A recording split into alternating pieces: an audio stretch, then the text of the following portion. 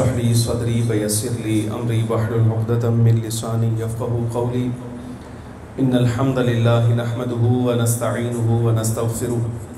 نحمده عز وجل ونشكره على فضله المدرار ونعمه الغزار ونصلي ونسلم على سيدنا ومولانا خاتم أنبيائه وأشرف رسله سيدنا ونبينا ومولانا محمد المصطفى المختار فهو خيار من خيار من خيار صلى الله تعالى وبارك وسلم عليه وعلى آله الأطهار وصحابته الأبرار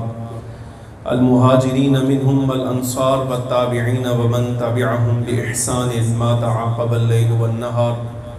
أما بعد فأعوذ بالله من الشيطان الرجيم بسم الله الرحمن الرحيم يريدون ليطفئوا نور الله بأفواههم والله متم نوره ولو كره الكافرون صدق الله مولانا العظيم وصدق رسوله النبي الكريم الأمين ونحن على ذلك لمن الشاهدين والشاكرين والمطمئنين والموقنين والعاملين والحمد لله رب العالمين إن الله وملائكته يصلون على النبي يا أيها الذين آمنوا صلوا عليه وسلموا تسليما الصلاة والسلام عليك يا سيدي يا رسول الله وعلى آلك وأصحابك يا سيدي يا حبيب الله الصلاة والسلام عليك يا سيدي يا رسول الله وعلى آلك وأصحابك يا سيدي يا حبيب الله الصلاة والسلام عليك يا سيدي يا رحمة للعالمين وعلى آلك وأصحابك يا سيدي يا شفيع المذنبين. انتہائی عزت کے لائق احترام کے لائق جملہ حاضرین و سامعین کرام، قرآن عزیز فرقان مجید کی سورہ الصف سے ایک آیہ مبارکہ آپ کے سامنے تلاوت کی ہے. دعا کریں اللہ تبارک و تعالی جل وعلا حق بیان کرنے کی توفیق عطا فرمائے، اور جو کچھ گزارشات عرض کرنا چاہتا ہوں مالک و مولا ہمیں اس کے مطابق اعتقاد رکھنے کی اور عمل کرنے کی بھی توفیق عطا فرمائے. میری انتہائی خوش قسمتی، خوش بختی اور خوش نصیبی ہے کہ حضرت امام ربانی مجدد الف ثانی شیخ احمد سرہندی فاروقی رضی اللہ تعالی عنہ کی ذات والا صفات اور آپ کے وجود مسعود سے منسلک چیزوں کے بارے میں، عقائد و نظریات اور خیالات کے بارے میں، بالخصوص عقیدہ حقہ اہل سنت و جماعت کے بارے میں کچھ گزارشات عرض کرنے کا موقع مجھے نصیب ہو رہا ہے. علماء کرام کی موجودگی میں اور مشائخ بزرگوں کی موجودگی میں گفتگو کرنا یہ بڑے امتحان کی بات ہوتی ہے، اور خاص طور پہ بڑا امتحان اس وقت ہوتا ہے جب ہماری سرپرستی کے لیے، حوصلہ افزائی کے لیے ہمارے اساتذہ یہاں موجود ہوتے ہیں. میں نے زمانہ طالب علمی میں باقاعدہ کوئی سبق تو نہیں پڑھا ان سے، لیکن کچھ کتابوں کا امتحان دینے کے لیے حضرت استاذ العلماء علامہ محمد عرفان اللہ صاحب اشرفی دام ظلہ کے سامنے بیٹھتا رہا ہوں. اور پھر یہ ان کے خانوادہ کی نسبت ہے کہ یہ حضرت فقیہ اعظم فقیہ بصیر پوری حضرت استاذ العلماء فقیہ اعظم مولانا نور اللہ صاحب نعیمی رحمۃ اللہ تعالی علیہ کی اولاد سے ہیں، خانوادہ سے ہیں، بزرگ ہیں. اور دوسری ایک اور نسبت وہ یہ کہ چونکہ میرا تعلق یہاں، اب آپ کو شاید صرف دارالعلوم کے بارے میں معلوم ہوگا، لیکن میرا خاندانی تعلق خانقاہ عالیہ حضرت سیدنا شاہ ابوالمعالی رحمۃ اللہ تعالی علیہ کے ساتھ ہے. اور میرے خاندان کے دو فرد ایسے ہیں، دو بزرگ ایسے ہیں جن کا زمانہ حضرت امام ربانی مجدد الفسانی رحمۃ اللہ تعالی علیہ کے زمانہ سے ہی ہے۔ ایک حضرت سیدنا داؤد بندگی شیرگڑھی رحمۃ اللہ تعالی علیہ، حجرہ شاہ مقیم کے قریب شیرگڑھ میں جو مزار شریف ہے، وہ بھی میں بحمد اللہ تعالی اسی خانوادے کا ایک فرد ہوں، اور حضرت سیدنا شاہ ابو المعالی رحمۃ اللہ تعالی علیہ لاہور میں ایک مرکزی خانقاہ ہے، خادم ہوں وہاں، اور ہمیں ہمارے دربار شریف کے جو مستقل احباب ہیں انہیں حضرت استاذ گرامی کی امامت میں نماز تراویح ادا کرنے کا موقع نصیب ہوا ہے۔ میں خود تو چونکہ قرآن عزیز پڑھاتا ہوں، خود تراویح پڑھاتا ہوں، مجھے یہ سعادت نہ مل سکی، محروم رہا، لیکن ہمارے لیے، ہماری خانقاہ شریف کے لیے، بزرگوں کی مسجد میں نماز پڑھنے والوں کے لیے یہ بڑا اعزاز ہے۔ میں اس اعزاز کو سامنے رکھتے ہوئے انتہائی ادب کے ساتھ، احترام کے ساتھ کچھ گزارشات آپ احباب کے سامنے عرض کرنا چاہتا ہوں۔ میں نے ماحول کا جو اندازہ کیا ہے، میں پہلی مرتبہ حاضر ہوا ہوں، پھر چونکہ میرا تعلق پیشہ اور طبیعت مزاج کے اعتبار سے تدریس کے ساتھ ہے،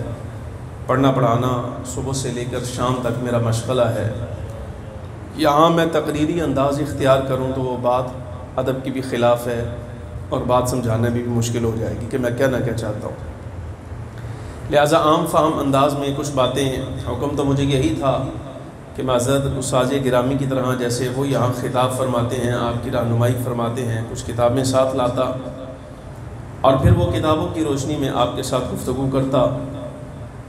لیکن میں نے یہ مناسب سمجھا کہ بجائے اس کے وہ وقت بھی جو ہمارا کتابیں کھولنے میں اور حوالہ جات نکال کر آپ کو دکھانے میں گزرنا ہے، آپ اگر تھوڑا سا اعتماد ہم پر کریں تو جو باتیں ہم آپ کے سامنے عرض کریں گے انشاءاللہ العزیز کوئی بندہ کتاب کے حوالے سے اس کے اندر کوئی ایسی گنجائش نہیں رہ جائے گی کہ یہ کہہ سکے کہ یہ مکتوبات شریف میں عقیدہ موجود نہیں۔ آپ صرف توجہ فرمائیے، ہماری خوش نصیبی، ہماری اس مجلس کے مرکزی خطیب علامہ بشارت صاحب ہزاروی بھی تشریف لے آئے، یہ بھی اب ہماری خوش نصیبی ہے، انشاءاللہ العزیز ان کی سربراہی قیادت میں کچھ گزارشات آپ کے سامنے عرض کروں گا۔ میں زیادہ وقت کوشش کروں گا نہ لوں آپ کا، لیکن جو موضوع میرے ذمے ہے اس حوالے سے کچھ گزارشات ضرور سمجھا کر آپ کے سامنے یہاں سے منبر چھوڑوں گا۔ گرامی قدر حاضرین، حضور پرنور سید العالمین صلی اللہ علیہ وبارک وسلم جب آپ نے اس ظاہری فانی دنیا سے وصال فرمایا، صحابہ کرام علیہم الرضوان اور آقا دو عالم صلی اللہ علیہ وسلم کی آل اولاد چونکہ موجود رہے ہیں، فخر عالم نور مجسم صلی اللہ علیہ وبارک وسلم کی ارشادات عالیہ، حضور کی تعلیمات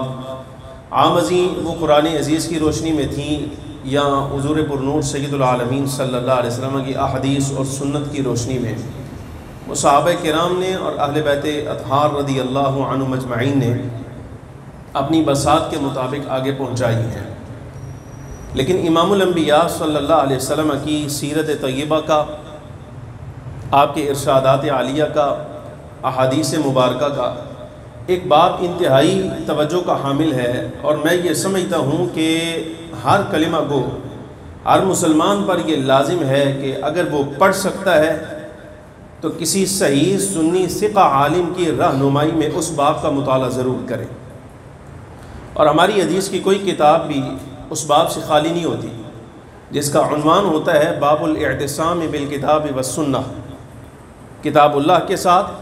اور رسول گرامی صلی اللہ علیہ وبارک وسلم کی سنت کے ساتھ، یعنی آپ صلی اللہ علیہ وسلم کی ارشادات عالیہ، اقوال،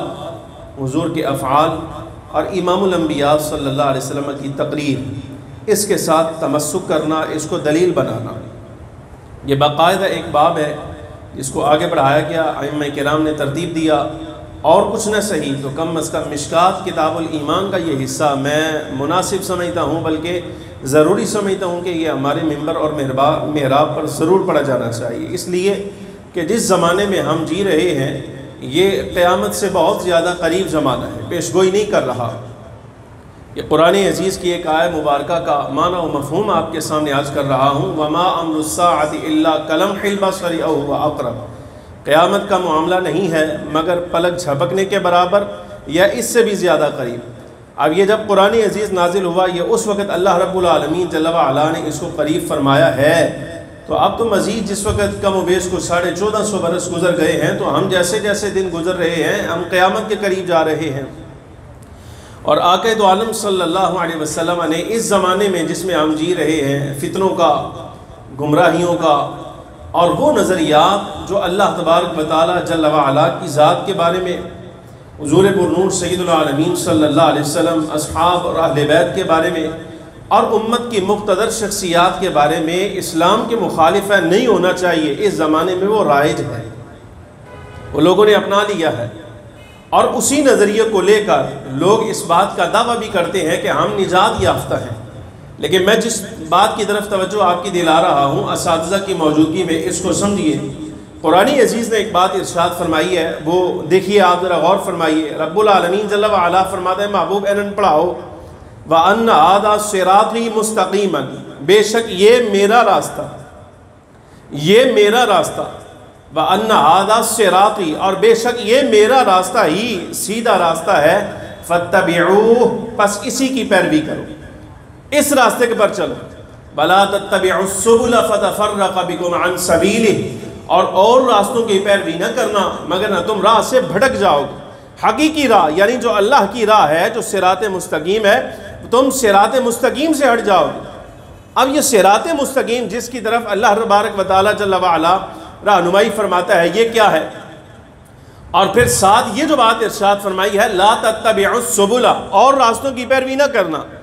اگر مفہوم مخالف کے طور پر دیکھا جائے تو یہ بات سمجھ آتی ہے کہ اور راستے بھی یہاں نبی پاک صلی اللہ علیہ وبارک وسلم کی نبوت رسالت کے زمانے میں، یعنی کہ آپ سرکار کا زمانہ ہے نا، قیامت تک چلنا ہے، تو اور راستے بھی بننے ہیں۔ اس لیے تو اللہ رب العالمین فرماتا ہے کہ اور راستوں پر نہ چلنا، یعنی گمراہیوں کے راستے ظاہر ہونے ہیں۔ فخر عالم نور مجسم صلی اللہ علیہ وسلم کی امت کو اللہ تبارک و تعالی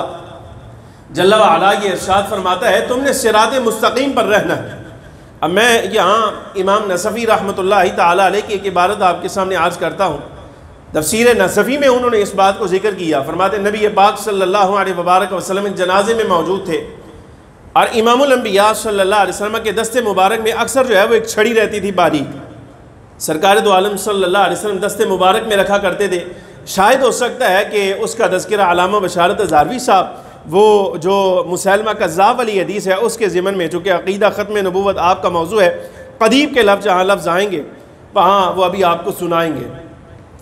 امام الانبیاء صلی اللہ علیہ وسلم نے فکر کے انداز میں، سوچ بچار کے انداز میں اس چھڑی کے ساتھ جنازے میں حضور موجود ہے نا، تو تدفین میں کچھ تاخیر تھی، تو سرکار نے فکر کے انداز میں اس زمین کو کریدنا شروع کیا، کریدا، اس کو جو مٹی ہے اس کو سرکار دو عالم صلی اللہ علیہ وسلم نے، جیسے پنجابی میں کہتے ہیں پھرولنا، وہ کیا۔ صحابہ کرام عالم الرضوان کہتے ہیں ہم فکر کے انداز میں ہے، معلوم نہیں امام الانبیاء صلی اللہ علیہ وسلم کی سوچ میں ہے، سرکار دو عالم صلی اللہ علیہ وسلم کیا سوچ رہے ہیں۔ آقا دو عالم صلی اللہ علیہ وبارک وسلم نے پھر خود اس کی وضاحت فرمائی، ایک سیدھا خط کھینچا، خط مستوی، فرمایا میرے اصحاب یہ لکیر دیکھ رہے ہو؟ جی ہاں یا رسول اللہ۔ فرمایا یہ جو سیدھی لکیر تمہیں نظر آ رہی ہے نا، یہ میرا راستہ ہے۔ گزارش سمجھ آ رہی کہ نہیں؟ مثال کے ساتھ سمجھا۔ فرمایا یہ میرا راستہ ہے۔ اچھا، پھر اسی لکیر کے ساتھ 6 خط امام الانبیاء صلی اللہ علیہ وسلم نے اس لکیر کے دائیں طرف بنائے اور 6 خط بائیں طرف بنائے۔ یہ 6 خط بنا کر امام الانبیاء صلی اللہ علیہ وسلم نے فرمایا یہ جو دائیں بائیں تمہیں نظر آ رہے ہیں اگرچہ یہ بھی راستے، لیکن یہ راستے میرے نہیں ہیں، یہ شیطان کے راستے ہیں، یہ گمراہی کی راہیں ہیں۔ اچھا ہیں، آپ دیکھ لیجئے یہ خط مستوی جو امام الانبیاء صلی اللہ علیہ وسلم کا راستہ ہے اس کے ساتھ قریب قریب ہیں، یہ بھی قریب، لیکن امام الانبیاء صلی اللہ علیہ وسلم فرماتے ہیں یہ راستے میرے نہیں ہیں، یہ شیطان کے راستے ہیں۔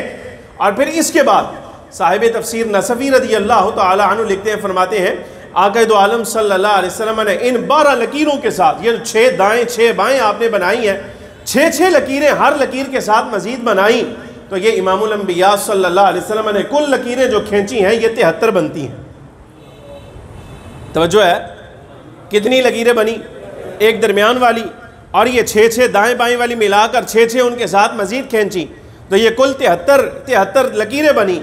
اور دوسری حدیث پاک میں امام الانبیاء صلی اللہ علیہ وسلم نے یہی جملہ فرمایا تھا۔ حضرت عبداللہ بن عمر بن عاص رضی اللہ تعالیٰ عنہ جس کے راوی ہیں، امام الانبیاء صلی اللہ علیہ وسلم نے ارشاد فرمایا، بنی اسرائیل میں مجھ سے پہلی امتوں کے اندر دیکھا جائے تو سرکار دو عالم صلی اللہ علیہ وسلم نے فرمایا وہاں پہ 70 فرقے بنے، اور میری امت کے اندر 73 فرقے بنیں گے، سارے کے سارے جہنمی ہیں سوائے ایک کے۔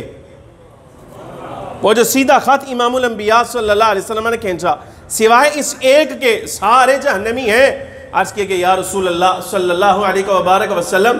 یہ جو ایک جنتی ہے حضور اس کی علامت کیا ہے، نشانی کیا ہے؟ جملہ سمجھیے گا۔ فخر عالم نور مجسم صلی اللہ علیہ وسلم نے فرمایا، الملل کی عبارت کے مطابق جو علامت شہرستانی نے لکھی، آپ فرماتے ہیں نبی پاک صلی اللہ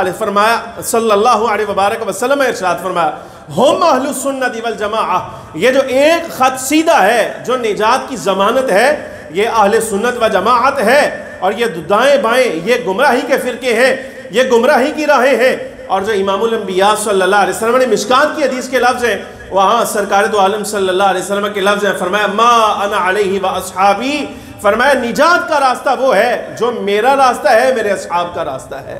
جو نظریات میں نے وضاحت فرمائی میرے اصحاب کے اختیار کیے ہوئے ہیں، جو میرے راستے پر چلنے والا ہے، میرے اصحاب کے راستے پر چلنے والا ہے، یہ نجات یافتہ ہے، اور جو اس علاوہ کسی اور طریقے پر چلنے والا ہے، نبی پاک صلی اللہ علیہ وبارک وسلم نے وضاحت فرما دی، فرمائی یہ جہنم کی راہیں ہیں۔ یہ کیا ہے؟ جہنم کی راہیں۔ اور بعض روایات میں جیسے ایک حدیث میں نے ابھی آپ کے سامنے پڑھ دی، نبی پاک صلی اللہ علیہ وبارک وسلم نے اس جماعت کی خود وضاحت فرما دی، نام لے دیا، ہم اہل السنت والجماعہ، یہ اہل سنت و جماعت ہے۔ اور مولا علی شیر خدا رضی اللہ تعالیٰ عنہ کے بارے میں یہ روایت موجود ہے، آپ کوفہ کی جامع مسجد میں جب خطبہ ارشاد فرما رہے تھے تو مشہور حدیث پاک اتبعوا سواد العظم فإنه من شذ فی النار، او کما قال علیہ السلام، نبی پاک صلی اللہ علیہ وسلم نے ارشاد فرمایا، اے میری امت، بڑی جماعت کی پیروی کرنا، بڑی جماعت کے ساتھ رہنا، بڑی جماعت کے ساتھ رہنا، فإنه من شذ فی النار، اس لیے کہ جو بڑی جماعت سے علیحدگی اختیار کرے گا وہ جہنم میں جائے گا،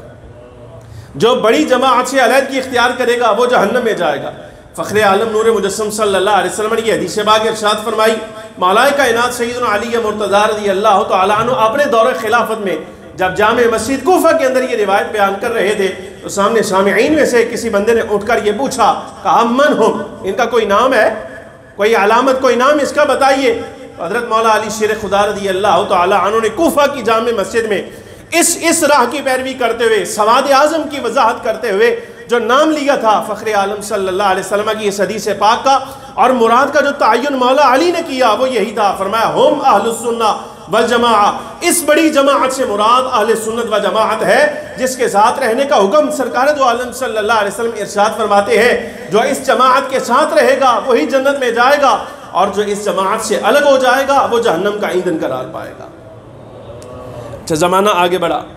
اب مزید وضاحت مجھے اگر وقت ہوتا میں تفسیرات احمدیہ کی عبارت اسی مقام کی وَأَنَّ هَذَا صِرَاطِي مُسْتَقِيمًا کی وہ بھی آپ کے سامنے پڑھتا، لیکن پھر کبھی صحیح رکھیے، لیکن اختصار کے ساتھ گزارش ہے چند ایک باتیں میں آپ تک پہنچا جاؤں۔ ابھی حضرت امام ربانی رضی اللہ تعالیٰ عنہ کی تحقیق آپ کے سامنے عرض کرنی ہے، وہ کچھ وضاحت آپ کے سامنے پیش کرنی ہے تاکہ معلوم ہو جائے جس شخصیت کی یاد میں ہم یہاں بیٹھے ہیں، اصل مقصد تو یہی ہوتا ہے۔ حضرت عبداللہ ابن مسعود رضی اللہ تعالیٰ عنہ سے مروی حدیث پاک ہے، آپ نے وضاحت فرمائی تھی، تابعین سے اپنے شاگردوں سے یہ بات ارشاد فرمائی، یہ یاد رکھنا اگر تم میں سے کوئی یہ بندہ چاہتا ہے کہ نبی پاک صلی اللہ علیہ وسلم کی سنت کا کامل متبع ہو جائے تو اس پر لازم ہے ان کی پیروی کرے جو آپ اس دنیا سے رخصت ہو چکے ہیں۔ یہ مشکات کی روایت، کیوں؟ اس لیے جو اس دنیا سے جا چکے یعنی حضرت صدیق اکبر، فاروق اعظم، عثمان غنی، مولا علی شیر خدا رضی اللہ عنہ مجمعین اور دیگر اصحاب جو حضرت عبداللہ ابن مسعود رضی اللہ تعالیٰ عنہ سے پہلے، حالانکہ آپ حضرت عثمان غنی رضی اللہ تعالیٰ عنہ کے دور میں وصال فرمایا نا حضرت عبداللہ ابن مسعود نے، تو اس سے پہلے جتنے اصحاب وصال فرما چکے ہیں، مراد صدیق ہیں، فاروق ہیں اور دیگر وہ صحاب، فرمایا تم میں سے اگر کوئی چاہتا ہے کہ نبی پاک صلی اللہ علیہ وسلم کے طریقے پر اس کو موت آئے، حضور کی سنت پر مرے، تو اس کو چاہیے وہ زندگی ویسے گزارے جیسے ہم سے پہلے گزار گئے ہیں، جیسے صدیق نے گزاری ہے، فاروق نے گزاری ہے، اور جیسے حضور کے اصحاب گزار رہے ہیں۔ جو ان کی راہوں پر چلنے والا ہے وہ سرکار کی سنت کا متبع ہے، اور یہی سرکار کے طریقے پر چل رہا ہے۔ اگر ان کی مخالفت کرے گا تو سرکار کے طریقے پر نہیں چلنے والا ہوگا، اپنے منہ سے جو مرضی کہتا رہے۔ یہ حضرت عبداللہ ابن مسعود رضی اللہ تعالیٰ عنہ کی وضاحت ہے۔ پھر آپ نے یہ لفظ ارشاد فرمایا اولئک اصحاب محمد صلی اللہ علیہ وسلم، جن لوگوں کی طرف اشارہ میں کر رہا ہوں یہ نبی پاک صلی اللہ علیہ وسلم کے اصحاب ہیں، یعنی حضور کی آل اولاد اصحاب کی پیروی کرتے رہو، ان کے طریقے پر چلتے رہو۔ اگر اسی طریقے پر تمہیں موت آ جاتی ہے تو یہ جان لینا تمہاری موت صراط مستقیم پر آئی ہے، سنت نبوی پر آئی ہے، رسول اللہ کے طریقے پر آئی ہے، اور ایسے جو مرنے والا ہے یہ آخرت میں انہی کے ساتھ ملنے والا ہے جن کے طریقے پر اس دنیا میں اس کو موت آئی ہے۔ یہ وضاحت حضرت عبداللہ ابن مسعود رضی اللہ تعالی عنہ کی ہے۔ چل زمانہ آگے بڑھا، مزید حضرت امام زین العابدین رضی اللہ تعالی عنہ، شخصیت کے تعارف کی ضرورت نہیں، حضرت امام علی مقام سید الشہداء کے بیٹے ہیں۔ آپ سے پوچھا گیا، حافظ سخاوی رحمۃ اللہ تعالی علیہ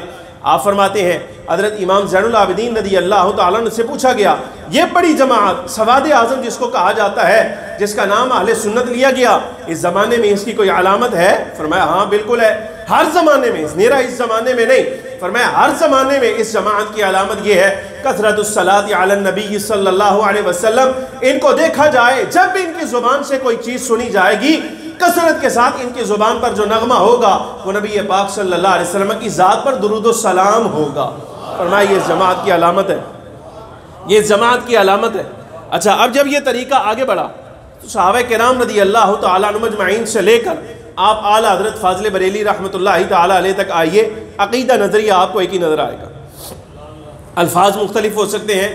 دلائل مختلف ہو سکتے ہیں، اس لیے کہ اللہ تبارک و تعالیٰ جل وعلا نے علم میں ہر کسی کو دوسرے پر برتری عطا فرمائی ہے۔ وَفَوْقَ كُلِّ ذِي عِلْمٍ عَلِيمٍ، اللہ رب العالمین جل وعلا نے علم کے جو ابواب ہیں، جس پر جتنے کھولے ہیں، دروازے جتنے کھل گئے، اب ہر بندے نے دلائل اپنے دیے، دلائل مختلف ہو سکتے ہیں لیکن الفاظ ایک ہیں۔ آپ توحید کا باب نکالیے، وہاں اہل سنت و جماعت کا عقیدہ توحید آپ کو ایک نظر آئے گا۔ حضرت سیدنا آدم علیہ السلام سے لے کے امام الانبیاء صلی اللہ علیہ وسلم تک جتنے انبیاء تشریف لائے، تمام انبیاء کرام علیہ السلام کے بارے میں آپ کو نظریہ عقیدہ ایک نظر آئے گا۔ حضور کی آل کے بارے میں، اولاد کے بارے میں، اصحاب کے بارے میں، اولیاء کے بارے میں، جنت کے بارے میں، جہنم کے بارے میں، جنت کے بارے، دوزخ کے بارے، حتیٰ کہ بعث بعد الموت کے بارے، تقدیر کے بارے، ہر لفظ آپ کو ایک نظر آئے گا، کہیں آپ کو اختلاف نظر نہیں آئے گا۔ گزارش سمجھ آ رہی کہ نہیں؟ اور جو اس اصول کی خلاف ورزی کرنے والا ہے وہ اہل سنت و جماعت سے خارج قرار پائے گا۔ یہی بات حضرت امام ربانی مجدد صاحب رحمۃ اللہ تعالیٰ علیہ نے ان لفظوں سے فرمایا یہ یاد رکھنا، یہ یاد رکھنا، یہ امام ربانی کے لفظ ہیں۔ فرمایا یاد رکھنا، اگر نجات موقوف ہے، نجات موقوف ہے، آخرت میں اگر کوئی بندہ بچنا چاہتا ہے اور وہ یہ چاہتا ہے اس کی بخشش ہو جائے، رب اس کو معاف فرما دے، اس کے گناہ بخشے جائیں، بالآخر وہ جنت میں ہی جائے، تو اس پر لازم ہے اہل سنت کے طریقے کو لازم پکڑے۔ اہل سنت کے سوا جتنے فرقے ہیں امام ربانی رضی اللہ تعالیٰ عنہ فرماتے ہیں سارے گمراہ ہیں اور آخرت میں جہنمی ہیں، اور اگر کوئی نجات پانے والا طریقہ ہے تو وہ وہی طریقہ ہے جسے امام الانبیاء صلی اللہ علیہ وبارک وسلم نے مقرر کر دیا، متعین کر دیا، وہ ما انا علیہ و اصحابی والے ہیں، جو سرکار کا نظریہ رکھنے والے ہیں، سرکار کے اصحاب کا نظریہ رکھنے والے ہیں، یہ آخرت میں نجات پانے والے ہیں۔ اور جو ان کی مخالفت کرنے والا ہے، چاہے تعداد میں کثرت ان کی جتنی بھی ہو جائے، لیکن امام ربانی رضی اللہ تعالیٰ فرماتے آخرت میں نجات ان کو نہیں ملنی۔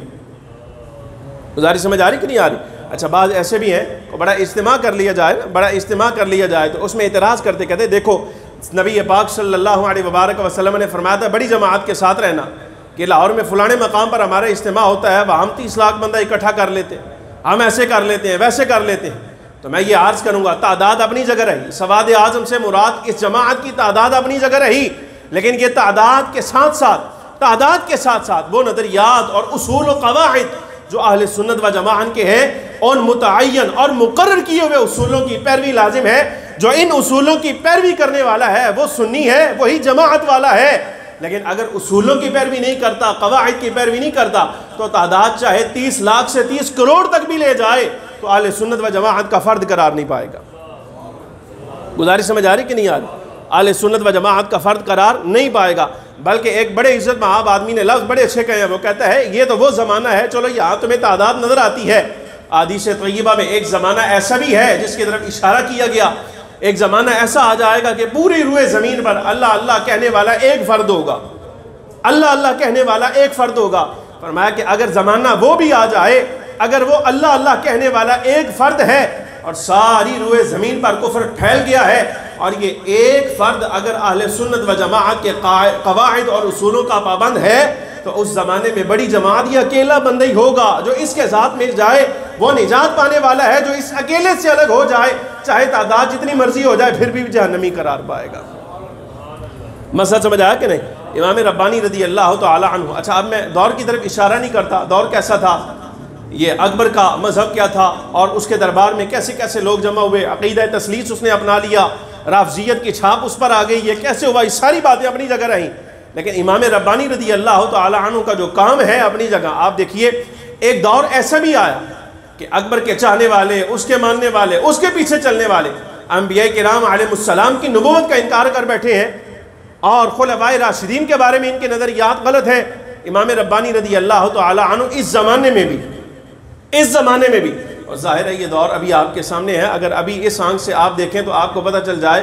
اگر حاکم وقت جو ہے وہ نظریات میں دشمن ہو جائے نا تو پھر مسئلہ بڑا خراب ہو جاتا ہے، وہ تو چمڑی کھینچ لیتا ہے۔ گزارش سمجھ آ رہی کہ نہیں آ رہی؟ بھائی یہ ابھی آپ کے سامنے ہے دور، وہ تو چمڑی کھینچ لیتا ہے۔ اگر کسی کا دور آ جائے جناب والا، وہ مخالف کو پکڑ لیتے ہیں، دوسری پارٹی کا دور آ جائے تو وہ مخالف کو پکڑ لیتے ہیں۔ لیکن امام ربانی رضی اللہ تعالی عنہ کے پیچھے چونکہ قوت ذاتی نہیں ہے، بلکہ وہ نبی پاک صلی اللہ علیہ وسلم کی بارگاہ سے فیضان آ رہا ہے۔ سرور عالم نور مجسم صلی اللہ علیہ وبارک وسلم نے جو ارشاد فرمایا، بے شک اللہ تبارک و تعالی جل وعلا ہر صدی کی ابتدا میں ایک بندہ میری امت میں ضرور ایسا پیدا فرمائے گا، من یجدد لہا دینہا، او کما قال علیہ السلام، جو دین کو اس کی اصل بنیادوں پر میری امت کے سامنے واضح کرنے والا ہے، جو مجدد قرار پانے والا ہے۔ بلکہ جمع الجوامع میں حافظ جلال سیوطی رحمۃ اللہ تعالی علیہ جو حدیث لائے وہ یہ ہے، فرمایا ان قریب میری امت میں اللہ تبارک و تعالی جل وعلا ایک بندہ ایسا ظاہر فرمائے گا کہ جس کو اس زمانے میں صلہ کہا جائے گا۔ صلہ عربی زبان میں کہتے ہیں خالق، مخلوق کو خالق کے ساتھ ملانے والا۔ مخلوق اگر خالق سے الگ ہو جائے، یعنی رب تعالی جل وعلا کی توحید کے بارے میں، رسالت کے بارے میں اور دیگر جو عقائد و نظریات جن پر نجات اور بخشش موقوف ہے، اگر لوگوں کے نظریات خلاف ہو جائیں تو امام الانبیاء صلی اللہ علیہ وسلم نے فرمایا اس زمانے میں جو ان کو راہ حق پر لانے والا ہے، مخلوق کو خالق کے ساتھ ملانے والا، اس کو صلہ کہا جائے گا۔ فرمایا وہ میری امت میں ایسا فرد ہوگا قیامت کے دن بارگاہ الہی میں شفاعت کرنے کے لیے کھڑا ہو جائے تو رب العالمین جل وعلا اس کی شفاعت پر اتنی تعداد میں گناہگاروں کی بخشش فرماتا چلا جائے گا۔ اور ائمہ کرام فرماتے، جواہر مجددیہ کے جو مؤلف ہیں وہ یہ فرماتے ہیں، فرمایا اس حدیث پاک کا مصداق جس کے بارے میں نبی پاک صلی اللہ علیہ وسلم فرماتے ہیں ان قریب میری امت میں وہ فرد آنے والا ہے کہ جس کو صلہ کہا جائے گا، فرمایا اس کا مصداق اگر بظاہر دیکھنا ہو تو امام ربانی مجدد صاحب رحمۃ اللہ تعالی علیہ کی ذات نظر آتی ہے کہ اس زمانے میں دیکھیں اللہ تبارک و تعالی جل وعلا کی الوہیت کا، وحدانیت کا انکار بھی موجود، رسالت مآب صلی اللہ علیہ وسلم کی رسالت کا انکار موجود، فخر عالم نور مجسم صلی اللہ علیہ وسلم کے سوا دیگر جتنے انبیاء کرام علیہ السلام ہیں ان کے بارے میں بھی نظریات جو ہے وہ کفریہ چل پڑے، صحابہ کے بارے میں، اہل بیت کے بارے میں، جنت جہنم کے بارے میں، موت کے بارے میں، قیامت کے دن کے بارے میں۔ اس زمانے میں اگر واحد ذات آپ کو نظر آئے جو مخلوق کو خالق کی طرف لے جانے والی ہے تو حضرت امام ربانی رضی اللہ تعالی عنہ کی ذات ہے۔ اور امام ربانی کا رسالت کے بارے میں عقیدہ کیا ہے؟ فرمایا ولایت کے درجات میں جس وقت ہم اوپر چلتے ہیں تو ایک مقام رضا آتا ہے جس کے بارے میں بعض اولیاء فرماتے ہیں اس سے اوپر کوئی مقام نہیں، مجاہدات کے اعتبار سے رضا کے اوپر کوئی مقام نہیں، ہاں رضا سے بھی اگر اوپر تمہیں کوئی مقام نظر آئے گا تو وہ امام الانبیاء صلی اللہ علیہ وسلم کا مقام مرتبہ نظر آئے گا۔ یہ مجدد صاحب رحمۃ اللہ علیہ کی عبارت ہے مکتوبات شریف میں، آپ فرماتے ہیں رب العالمین جل وعلا نے حبیب پاک صلی اللہ علیہ وبارک وسلم کے لیے جو فرمایا ہے، آقا دو عالم صلی اللہ علیہ وسلم فرماتے ہیں، ایک حدیث پاک سرکار دو عالم صلی اللہ علیہ وسلم کی اور ایک حدیث قدسی رب العالمین جل وعلا کے لیے حضور پرنور سید العالمین صلی اللہ علیہ وسلم فرماتے ہیں لی مع اللہ وقت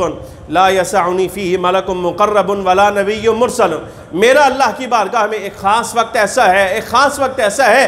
کہ اس وقت میں میرے علاوہ رب کی بارگاہ میں نہ کوئی مقرر فرشتہ ہوتا ہے نہ کوئی نبی مرسل ہوتا ہے۔ فرمایا یہ جو خاص عہدہ خصوصیت امام الانبیاء صلی اللہ علیہ وسلم کو عطا کی جا رہی ہے، یہ اس بات کی طرف اشارہ ہے کہ رضا کے مقام سے اوپر بھی اگر تمہیں کوئی مرتبہ نظر آتا ہے تو وہ امام الانبیاء صلی اللہ علیہ وسلم کا مقام مرتبہ ہے رب کی بارگاہ میں۔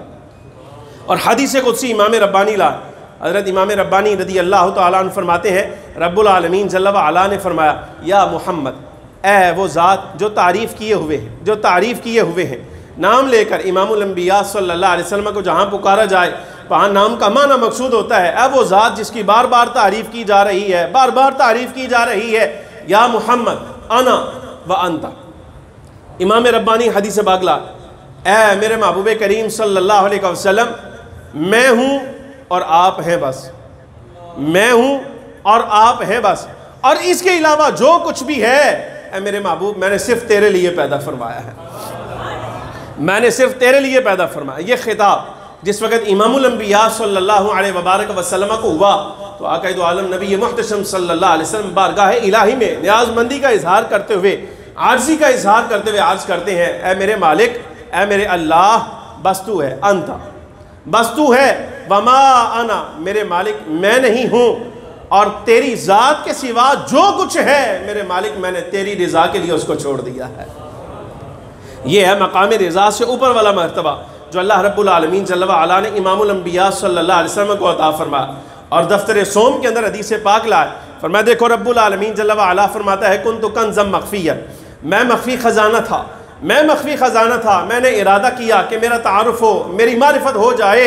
ایک حدیث پاک یہ، لیکن اپنی معرفت دلانے کے لیے رب العالمین جل وعلا نے جن کو پیدا فرمایا وہ تو مصطفیٰ کریم صلی اللہ علیہ وسلم کی ذات والا صفات ہے۔ اور ساتھ ہی پھر حدیث پاک لائے کہ رب العالمین جل وعلا فرماتا ہے لولاک لما خلقت الافلاک، اے محبوب کریم صلی اللہ علیہ وبارک وسلم، اگر آپ کو پیدا کرنا مقصود نہ ہوتا، آپ کی تخلیق، آپ کی بعثت اور آپ کو یہاں دنیا میں بھیجنا مقصود نہ ہوتا تو ہم کائنات پیدا ہی نہ فرماتے، ہم دنیا پیدا نہ فرماتے۔ بلکہ اس کی بھی بات امام ربانی رضی اللہ تعالیٰ عنہ تیسری حدیث پاک لائے کہ رب العالمین جل وعلا فرماتا ہے اے محبوب کریم صلی اللہ علیہ وبارک وسلم، اگر کائنات میں آپ کا تعارف مقصود نہ ہوتا، آپ کی شان کا اظہار مقصود نہ ہوتا تو پھر میں اپنا رب ہونا بھی ظاہر نہ فرماتا۔ فرمایا اگر اپنا رب ہونا بھی ظاہر فرمایا ہے تو پیارے محبوب کریم صلی اللہ علیہ وبارک وسلم آپ کے لیے فرمایا ہے۔ اور پھر اس کے بعد ایک جملہ اور سنیے گا امام ربانی رضی اللہ تعالیٰ عنہ کا، فرمایا یہ جان لیجئے، یہ یاد رکھیے گا، اس دنیا میں آج یعنی جب تک یہ فانی دنیا قائم ہے اس وقت تک امام ربانی مجدد الفسانی رضی اللہ تعالیٰ عنہ فرماتے ہیں اگر کوئی بندہ نبی پاک صلی اللہ علیہ وبارک وسلم کی شان و عظمت کو کما حق ہو سمجھنا چاہے تو کیسے سمجھ سکتا ہے؟ یہ دنیا ختم ہونے والی ہے، یہاں سرکار دو عالم صلی اللہ علیہ وسلم کی شان سمجھ نہیں آنی۔ سرکار کی شان اگر سمجھ آنی ہے تو وہ روز قیامت سمجھ آنی ہے جب امام الانبیاء صلی اللہ علیہ وسلم مقتدا ہے، حضور پیشوا ہے، حضور امام ہے، اور سیدنا آدم علیہ السلام سے لے کے سیدنا عیسیٰ علیہ السلام تک تمام انبیاء کرام علیہ السلام سرکار دو عالم صلی اللہ علیہ وسلم کے پیچھے موجود ہیں، حضور کے لوائے حمد کے سائے میں موجود ہیں، امام الانبیاء صلی اللہ علیہ وسلم کی اقتداء میں موجود ہیں۔ اب جب تمہاری قیامت میں آنکھ کھلے گی تمہیں پتہ چلے گا دنیا میں تم جن کا مرتبہ نہ سمجھ پائے، رب العالمین جل وعلا قیامت کے دن جب انہیں مقام محمود پہ فائز فرمائے گا تب تمہیں یہ بات سمجھ آئے گی کہ اللہ نے اپنے حبیب کو رسالت بھی عطا فرمائی ہے اور نبوت بھی عطا فرمائی ہے۔ رسالت نبوت دے کر جو مقام محبوبیت رب نے عطا فرمایا ہے اپنے محبوب کو، وہ اور کسی کو عطا نہیں فرمایا، بلکہ ان شانوں کا اظہار بھی رب نے دنیا میں ظاہر نہیں فرمایا۔ ان شانوں کو کما حق ہوا اگر ظاہر فرمایا ہے تو آج قیامت کے دن امام الانبیاء صلی اللہ علیہ وسلم کے سامنے ظاہر فرمایا ہے۔ یعنی یہ شان ہے کہ آج کے دن اگر کوئی آج اس دنیا میں اگر امام ربانی فرماتے ہیں نبی پاک صلی اللہ علیہ وبارک وسلم کی شان و عظمت کو کوئی سمجھنا چاہے نہیں پا سکتا، فرمایا نہیں پا سکتا، کچھ نہیں، اس لیے کہ رب العالمین جل وعلا نے جو حقائق سرکار دو عالم صلی اللہ علیہ وسلم کی ذات کے لیے رکھے ہیں وہ اس دنیا پر کھل ہی نہیں سکتے، اس لیے کہ نہ وہ عقل کا کام ہے اور نہ وہ علم کا کام ہے، یہ علمی مدارج سے علمی تحقیقات سے سمجھے جانے والے مقام نہیں۔ ہاں رب فضل فرمائے گا قیامت کے دن کہ امام الانبیاء صلی اللہ علیہ وسلم کا مقام مرتبہ رب کی بارگاہ میں جو ہے اس وقت اللہ تبارک و تعالی جل وعلا ساری خلق کے سامنے ظاہر فرمائے گا۔ اب دنیا کو سمجھ آئے گی جو دنیا میں نہ ماننے والے تھے آج قیامت کے دن وہ بھی امام الانبیاء صلی اللہ علیہ وسلم کی شان و عظمت تسلیم کرنے والے اور سرکار کے سامنے سر جھکانے والے ہو جائیں گے۔ لیکن ایک دوسرا مجدد بھی فرماتا ہے، وہ کہتا ہے آج لے ان کی پناہ، آج مدد مانگ ان سے، کل نہ مانیں گے قیامت میں اگر مان گیا۔ آپ یہ دیکھیے، میں نے شروع میں آپ سے یہ بات کہی تھی، بات ایک ہوتی ہے، لفظوں کا تھوڑا سا سمجھیے کہ اختلاف ہو سکتا ہے، الفاظ مختلف ہو سکتے ہیں، لیکن بات ایک ہوتی ہے اہل سنت و جماعت کی۔ دیکھو اہل سنت و جماعت کا ایک امام جو دوسرے امام سے کو 300 سال پہلے ہوا ہے وہ بھی یہی کہتا ہے، نبی پاک صلی اللہ علیہ وسلم کی شان و عظمت کو اللہ نے قیامت کے دن ظاہر فرمانا ہے اور وہاں تسلیم بھی لوگوں نے کر لینا ہے۔ اور دوسرا مجدد اعلیٰ حضرت فاضل بریلی رحمۃ اللہ تعالیٰ علیہ، دیکھیے وہ بھی یہی کہتے ہیں، آج لے ان کی پناہ، آج مدد مانگ ان سے، کل نہ مانیں گے قیامت میں اگر مان گیا۔ یعنی قیامت میں تو تو نے مان جانا ہے، جب سرکار کی شانیں دیکھ لینی ہے۔ بات تو تب بنے نا جب تو اس دنیاوی زندگی میں امام الانبیاء صلی اللہ علیہ وسلم کی شانوں کو بن دیکھے تسلیم کرے اور بن دیکھے حضور کا غلام قرار پائے۔ اچھا پھر آگے چلیے، صحابہ کرام علیہم الرضوان کے بارے میں خاص طور پہ، اور میں ایک جملہ آپ کے سامنے عرض کرنے لگا ہوں، چونکہ میں مشرباً قادری ہوں، لیکن قادری ہونے کے ناطے، سنی خادم ہونے کے ناطے، چاہے سلسلہ عالیہ نقشبندیہ ہے، قادریہ ہے، چشتیہ ہے، سہروردیہ ہے، ہم سب بزرگوں کے مقام و مرتبے کا لحاظ رکھنے والے اور ان کی شان و عظمتوں اور مقام مرتبے کو تسلیم کرنے والے، ہم ان کی شان کو تسلیم کرنے والے ہیں۔ اور یہ جملہ میں آپ کو عرض کر رہا ہوں، اگر آپ یہ چاہتے ہیں، وہی نبی پاک صلی اللہ علیہ وسلم نے جو ایک لکیر کھینچی تھی، جو حدیث میں نے آپ کے سامنے پڑھی، جو لکیر امام الانبیاء صلی اللہ علیہ وسلم نے کھینچ کر فرمایا تھا یہ میرا راستہ ہے اور دائیں بائیں راستے جو ہیں یہ شیطان کے راستے ہیں، اگر آپ یہ چاہتے ہیں کہ آپ انہی راستوں پر گامزن رہیں اور قیامت کے دن نبی پاک صلی اللہ علیہ وسلم کی جماعت میں جا ملے، تو آپ پر لازم ہے 4 بندوں کا طریقہ نہ چھوڑیں، 4 بندوں کا طریقہ نہ چھوڑیں۔ نمبر 1، حضور سرکار بغداد سلطان الاولیاء شیخ عبد القادر جیلانی رضی اللہ تعالی عنہ، یعنی عقیدے میں تم نے ان کی تحقیق کو نہیں چھوڑنا۔ سرکار بغداد حضرت سیدنا شیخ عبد القادر جیلانی رضی اللہ تعالی عنہ دستگیر عالم، حضرت امام ربانی مجدد الفسانی شیخ احمد سرہندی فاروقی رضی اللہ عنہ، حضرت محقق علی الاطلاق محدث بالاتفاق شیخ عبد الحق محدث دہلوی رحمۃ اللہ تعالی علیہ، اور چوتھی شخصیت اعلیٰ حضرت امام اہل سنت فاضل بریلی رحمۃ اللہ تعالی علیہ۔ اگر آپ ان 4 بزرگوں کی تحقیق کو لے لیں عقیدے کے باب میں، تو آپ یقین جانیے صحابہ کرام رضی اللہ تعالی عنہ مجمعین کا طریقہ بھی یہی ہے، اہل بیت کا طریقہ بھی یہی ہے، محدثین، مفسرین،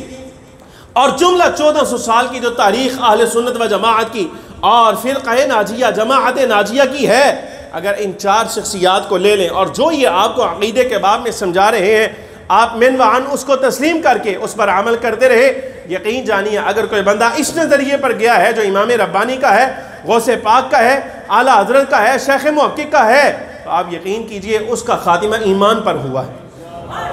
اس کا خاتمہ ایمان پر ہوا ہے۔ یہ رب العالمین جل وعلا نے ان کا مقام ہی ایسا پیدا فرمایا ہے۔ اور یہ ساری تحقیقات، امام ابو منصور ماتریدی کی تحقیق بھی آپ کو یہی نظر آئے گی، امام ابو الحسن اشعری کی بھی تحقیق آپ کو یہی نظر آئے گی، صحابہ کرام علیہم الرضوان۔ چونکہ میں سید ہوں تو میری یہ ذمہ داری بنتی ہے، میں اپنی ذمہ داری کو پورا کر رہا ہوں۔ امام ربانی مجدد الفسانی شیخ احمد سرہندی فرماتے ہیں، حضور پر نور سید العالمین صلی اللہ علیہ وسلم کے جملہ اصحاب، یہ لفظ یاد رکھیے گا، جملہ اصحاب، سرکار دو عالم صلی اللہ علیہ وسلم کا ہر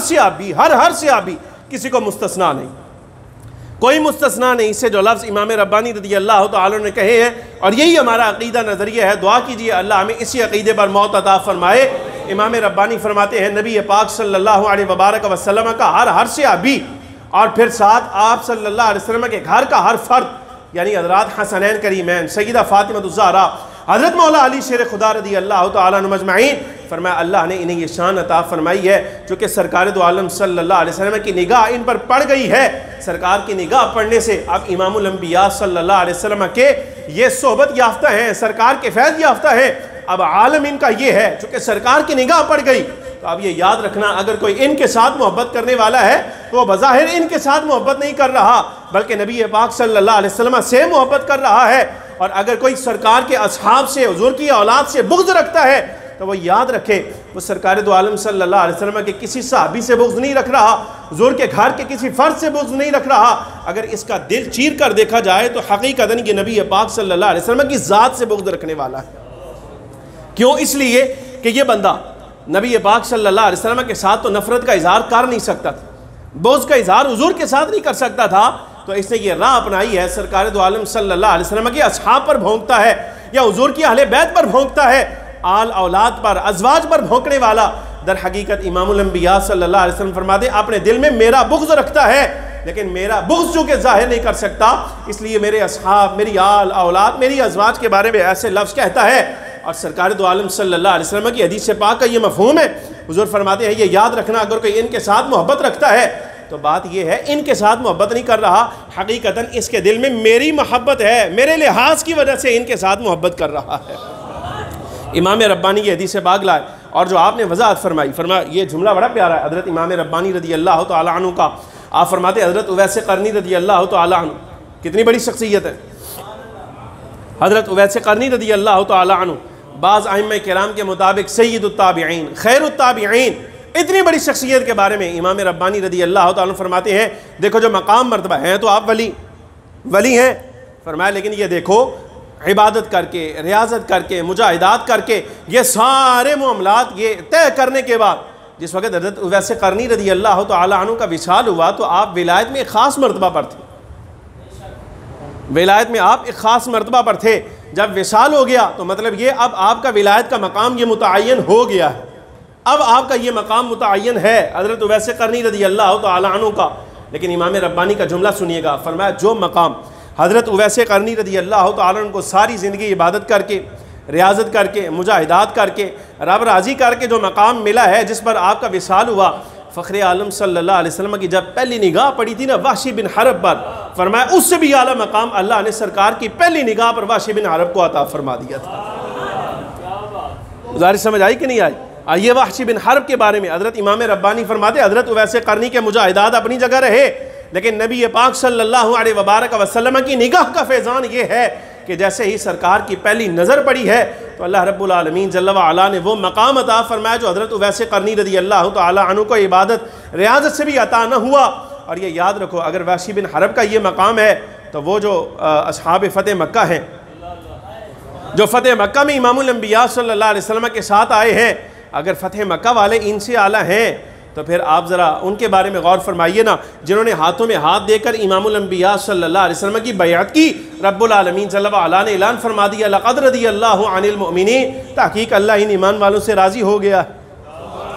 اب رضا کا اعلان فرما دیا، فرمایا اگر وحشی بن حرب حضرت اویس قرنی سے اعلیٰ ہیں عبادت ریاضت کے باوجود تو پھر ان بیعت رضوان والوں کے کیا کہنے، اور بیعت رضوان والے اگر اتنے اعلیٰ ہیں تو پھر احد والوں کے کیا کہنے، اگر احد والے اعلیٰ ہیں تو پھر ان کے کیا کہنے جو تھے 350 کے قریب، لیکن جب میدان میں اترے ہیں موت سامنے نظر آ رہی ہے، موت کی پرواہ نہیں کرتے، نبی پاک صلی اللہ علیہ وسلم کے دین کی حمایت میں موت کے سامنے بھی اتر آئے ہیں، وہ احد والوں سے بھی اعلیٰ ہیں۔ امام ربانی فرماتے ہیں اگر بدر والے اتنے اعلیٰ ہیں تو پھر خاص طور پہ جنہیں نام لے کر امام الانبیاء صلی اللہ علیہ وسلم نے فرمایا کہ یہ جنتی ہیں، ابو بکر فی الجنہ، عمر فی الجنہ، عثمان فی الجنہ، علی فی الجنہ الی آخرہ، فرمایا جنہیں نام لے کر امام الانبیاء صلی اللہ علیہ وسلم نے جنتی فرما دیا، یہ بدر والوں سے بھی اعلیٰ ہیں۔ اور اگر ان 10 میں سے تم نے تلاش کرنے ہو کہ ان میں اعلیٰ کون ہے، فرمایا ان میں اعلیٰ وہ ہیں جن کے بارے میں نبی پاک صلی اللہ علیہ وسلم فرماتے ہیں اللہ رب العالمین جل وعلا نے یہ 4 مجھے خاص طور پہ عطا فرمائے، اور ان 4 میں بھی اگر تم نے مقام دیکھنا ہے اعلیٰ کس کا ہے، فرمایا علی الاتفاق، بالاتفاق سب سے اعلیٰ مقام مرتبہ حضور کے اصحاب میں اگر اللہ نے کسی کو عطا فرمایا ہے وہ صدیق اکبر رضی اللہ تعالیٰ عنہ کو عطا فرمایا ہے۔ یہ امام ربانی رضی اللہ تعالیٰ عنہ کی تحقیق ہے۔ اور ایک واقعہ آپ کے سامنے عرض کرنا چاہوں گا، دور بڑا حساس آ گیا، حضرت امام ربانی رضی اللہ، یہ مجدد پاک نے خود لکھا مکتوبات شریف میں، اب علاقہ اس وقت میرے ذہن میں نہیں، میں اپنی مصروفیت کی وجہ سے ابھی تک آپ کے سامنے جتنی تقریر کر رہا ہوں یہ مکتوبات شریف سے زبانی کر رہا ہوں، سمجھ آ رہی کہ میں ہوں قادری مشرف سے، لیکن بحمد اللہ تعالیٰ یہ ساری چیزیں ہمارے بزرگوں نے پڑھائی بھی ہیں اور ہم نے یاد کی ہیں ساری، سمجھ آ رہی کہ نہیں آ رہی، یہ ابھی زبانی آپ کے سامنے عرض کر رہا ہوں، اب اللہ کہیں گے تو ابھی نکال کے آپ کے سامنے رکھ دیں گے۔ مجدد پاک رحمۃ اللہ تعالیٰ علیہ نے یہ واقعہ خود لکھا، علاقہ اس وقت میرے ذہن میں نہیں، عید کا خطبہ کو مولوی صاحب پڑھنے لگے تو دوران خطبہ آپ کو معلوم ہے ہمارے ممبر پر یہ نشانی ہوتی ہے کہ جس وقت خطبہ پہلا پڑھا جائے دوسرا پڑھا جائے تو حضرات خلفائے راشدین رضی اللہ تعالیٰ عنہ مجمعین کے نام لیے جاتے ہیں، حضرت سیدنا صدیق اکبر، حضرت فاروق اعظم، حضرت عثمان غنی، مولا علی شیر خدا رضی اللہ تعالیٰ. اس میں ویسے بڑا سبق ہے آپ کے لیے، امام ربانی خود دیں گے سبق، حضرت امام ربانی خود دیں گے. وہ کیا؟ وہ خطبہ پڑھنے لگا نا جب مولوی صاحب، تو کہیں خلفائے راشدین کے نام بھول گیا. حضرات شیخین رضی اللہ عنہ مجمعین کا تذکرہ اس نے نہ کیا. عید کا خطبہ تھا، خطبہ دے کر فارغ ہوا تو کسی نے توجہ دلائی، اس نے کہا خطیب صاحب آپ نے خلفائے راشدین کا نام نہیں لیا. تو آگے سے بجائے اس کے کہ یہ عذر کرتا مجھے یاد نہیں رہا، ذہن میں نہیں رہا، توجہ نہیں رہی، اس طرح کا کوئی عذر کرتا، تو عذر کرنے کی بجائے وہ خطیب صاحب آگے سے کہنے لگا بھئی کیڑا فرض ہے، خلفائے راشدین کا نام لیے بغیر بھلا خطبہ نہیں ہوتا. بھائی نہیں لیا تو پھر کیا ہو گیا، خطبہ ہو گیا نا، بس ٹھیک ہے کافی ہے. اچھا وہ کہیں حضرت مجدد صاحب رحمۃ اللہ تعالیٰ علیہ کا ماننے والا تھا، اس نے خط لکھ دیا حضرت مجدد الفسانی رحمۃ اللہ تعالیٰ علیہ کو کہ جناب ہماری مسجد کا جو خطیب ہے وہ تو آکڑ گیا آگے سے، ایک تو خلفاء کے نام نہیں لیتا، اور آگے جب توجہ دلائی گئی ہے تو پھر آگے سے اکڑ گیا ہے، کہتا ہے کون سا نام لینا فرض ہے.